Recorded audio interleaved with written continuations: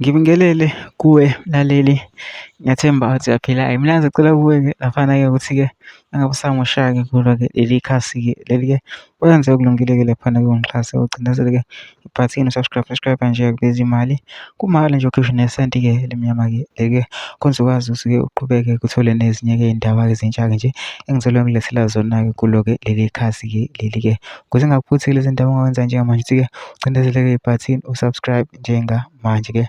Udaba kulethele lona namhlanje ngilethele-ke ividiyo-ke laphana-ke yomlisa-ke laphana-ke obechaza-ke ngale ndaba-ke yamavoti-ke laphana emva kokuba kube khona-ke imashi-ke laphana-ke eThekwini-ke e-M_K kubonakale khona kugcwele-ke ngale ndlela-ke eyisimanga-ke laphana-ke abantu-ke be-M_K-ke wasebaveza-ke nokunye-ke lo mlisa lona kodwa-ke angifuni ukuthi-ke mina-ke wezwa ngiphela nje into nje ngidlala-ke ividiyo-ke uzizwele wena ukuthi uthini-ke. Mina sengicela lapha masuzwile-ke le vidiyo lena ungene ema-comment section ufike usho umbono wakho-ke wena ukuthi-ke ucabangani ngalo-ke lolu daba-ke lolu-ke masicindezele nebhathini nje subscribe nje akubizi imali kumahhala nje ukhishwe nesenti-ke elimnyama-ke leli-ke. Nawu-ke le vidiyo-ke awuyithokozele.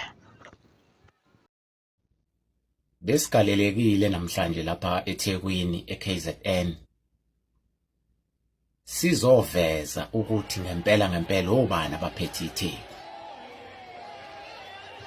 Siyezwa nje abantu bekhuluma ukuthi i-MK yanqaba ingxoxo kufanele ukuthi lidi ingxoxo noma ibizwa abanye ukuthi fanele kuzokhulunywa amampunge lawo. Njengamanje unamaqili esiwabiza nge-GNU agijima azoshadela la eThekwini aphambana nentando yabantu. Abantu baseThekwini bakhulumile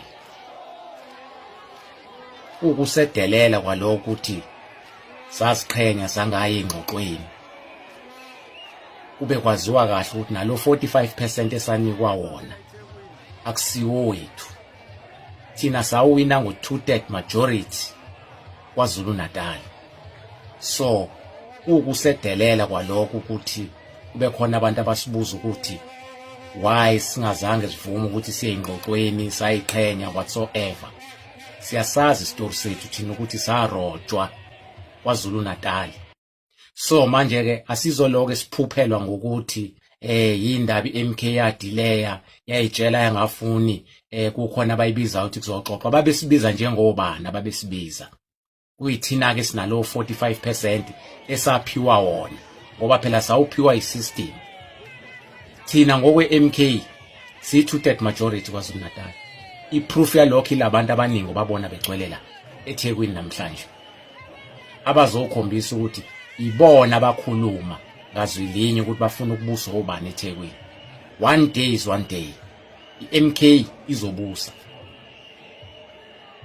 Uthanda ungathandi MK izobusa. Laba bagxibhayo abakhulumayo MK umlilo wamaphepha ispaza shop kodwa zinciphile ihlala emaqembini amaningi awazange avele nangokhalo kuma legislature, amaningi amaqembu awazange avele nangokhalo even eParliament, okukhomba ukuthi MK ifike yayishintsha ipolitical landscape.